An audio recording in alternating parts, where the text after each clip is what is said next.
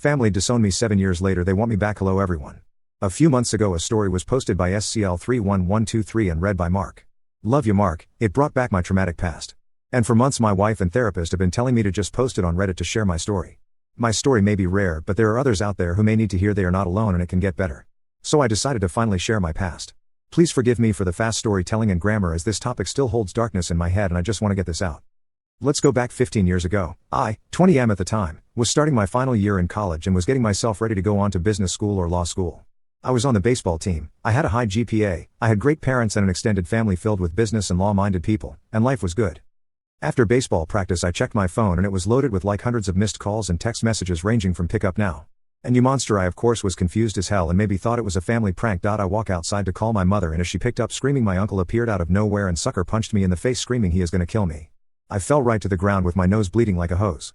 My dad was right behind him restraining him by telling him to stop, and he looked at me and told me to get up and get your ass home. That drive home was horrible, my nose broken, bleeding, my eye swelling, and just confused. I walk into the house and my entire family is there. My mother screaming at me asking why? Why? Why? Did you do it? My uncle was screaming to call the cops. I finally just screamed, what the F is happening? Screaming I was punched by my uncle. My cousin, Amy, who was 12 at the time, told the family I saw her during the 4th of July party early in the year when we were alone in the house. I of course said of course I didn't. But no one was hearing me. My dad snapped and punched me right in the gut. That punch took the wind right out of me, I couldn't breathe. My dad told me to get out and leave right now. He had all my clothes in garbage bags and he threw me out the door. I was still trying to catch my breath and finally was able to stand and walk to the front door knocking when my dad swung the door open and pushed me down the steps screaming for me to leave. I at this point was crushed, tears flowing, bleeding, and hurting both emotionally and physically. I loaded my stuff into the old conversion van that was given to me to transport gear and teammates. I called a few teammates and crashed on the sofa for the night. Tried calling my family with no answer for at least a week when finally my dad sent a text basically telling me to leave them alone and that he didn't raise me to be a monster and rot in hell. I cannot type what I was feeling. It was like a cold numbing feeling. A few weeks later the university called me saying my tuition was due. My parents had been helping pay my college tuition. I tried calling, but I was blocked. I didn't have enough in my savings to pay the rest of the year. I went to see if I can get a loan, but I was rejected since I had little income and knowing my parents won't sign for aid. I had to quit the baseball team and find a full-time job to help pay the remaining balance. I found an overnight shift, lived in my van through the harsh winter and made it to graduation. No one showed up or called me. Later that night sitting in the van my mind finally broke.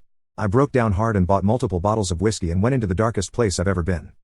For 2 years I lived in my van, bounced from job to job, mental health was crushed, bottles of whiskey were my friends, drugs were my comfort, I trusted no one, ran away in fear when I saw a child. The summers and winters were brutal. I am lucky I didn't freeze to death, die from dehydration, or get mugged while sleeping in the van. And if my life couldn't get any darker, the van finally died. The AC and heat that kept me safe was gone. That was it was over. I couldn't go on like this anymore, so I went to the roof of an apartment complex, and climbed to the edge, looked down and was ready to jump. I looked at my phone just praying someone from my family to call or text to save me. I just closed my eyes and was ready to be pain-free. That is when I heard a voice behind me. Stop. I looked behind me and there was a woman running toward me. She was pleading with me to climb down and not to do it. My mind is going a million miles an hour, I just looked at her, my brain is telling me to jump, my body is saying climb down. She extended her hand and begged for me to climb down. And it was like a spirit took over me. I reached out to her and climbed down and collapsed. EMTs were called and took me to the hospital. I spent 2 days in the hospital before being released. As I was walking out I saw the woman that stopped me waiting for me. She ran up to me asking if I was okay? My mind froze and just said no. She asked me if I had any family to come get me? No. Do you have a place to stay? No. I just put my head down and started walking away. Where are you going? Don't know. Well, are you hungry? No. Do you know any other words besides that one? Don't know. Well, you can't just live on the streets tonight. So just come over to my place and I'll cook you dinner. Why? Because you look like you need a friend. Okay. Her apartment was beautiful, books everywhere. Every room had historical paintings, it was like a museum. She introduced herself as Rachel, 22F, she worked at her dad's company. We talked for what seemed like 4 days, but it was only 3 hours. I avoided any talk of my past.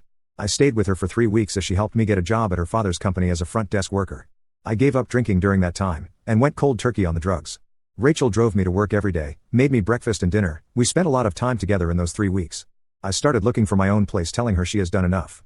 She told me to stay. I asked why? Why are you nice to me? I started yelling and crying at the same time. She took my hand and told me to sit, and she tried to hug me, but I pulled away muttering I don't deserve it. She begged for me to stay until I saw a therapist. No, my mind broke again. I guess I was walking in circles muttering before I stopped and realized where I was. I then said yes. For 4 weeks I saw a therapist that Rachel paid for and didn't really open up but talked enough to make strides. Rachel then invited me to her parents' house for her dad's birthday.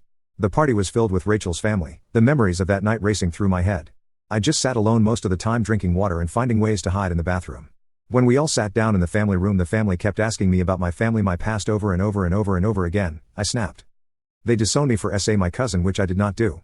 No one will ever believe me and I'll just walk this world alone. Was beaten by my own father and my own family, just cast aside into this cold world to die alone. Please just leave this place, I don't deserve it. Forget I ever came here. I ran to the door and tried to open it when the father came from behind me, grabbed my shoulder, and I collapsed to the floor waiting to be punched. Tears streaming down my face, I slowly opened my eyes and saw her father. Go ahead, hit me, I whimpered. The father, now we will call John, spoke. Son, I look into people's eyes for a living. I see when people bullshit me or being truthful. I can see the hurt and truth in your eyes. Please let us help you. Please stay. I let out a noise I never want to make again. I collapsed into his arms and the whole family gathered around me. I finally felt wanted. The next few years flew by. Rachel and I married. My Phil helped me go to business school. I have a great job at his company, bought my first ever car, my first house, 7 years sober, still am, and was expecting my first baby boy.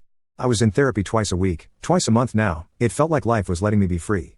I treat Rachel like a queen that she is. She is the one who reached in the dark to save me. Then came the famous call. I was in my office when my cell phone rang. I didn't look who the ID was and just answered.